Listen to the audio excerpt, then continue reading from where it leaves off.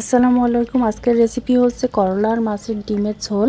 তো আগে প্রথমে আমি পেঁয়াজ আর কাঁচামরিচটা ভালো করে কেটে এখানে তেলের ভিতরে একটু ভেজে নিব।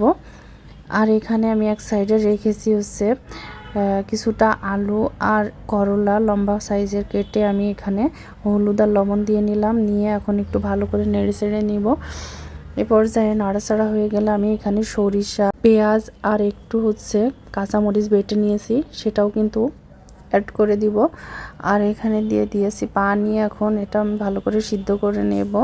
এ পর্যায়ে মাছের ডিমগুলো আমাকে ভেজে নিতে হবে। এখন আমি একটা প্যানে তেল দিয়ে এর ভিতরে লবণ হলুদ দিয়ে আমি ভালো করে একটু ভেজে নিব।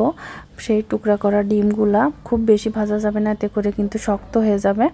হালকা আছে একটু অল্প পরিমাণে একটু উপরটা শক্ত হইলেই তুলে নিতে হবে, বেশি ভাজার দরকার নেই। এ পর্যায়ে আমি এখন এই যে এখানে সে ডিমগুলো দিয়ে দিচ্ছি। আর এখানে ধনিয়ার গুঁড়ো দিয়েছি একটু, আর দিয়ে দিচ্ছি আমি সেই জিরা বাটাটা দিয়ে এখানে একটু নেড়ে চেড়ে কিছুক্ষণ একটু ঢাকা দিয়ে রেখে দিব। তারপর আমি এখানে চুলা থেকে নামিয়ে নিব।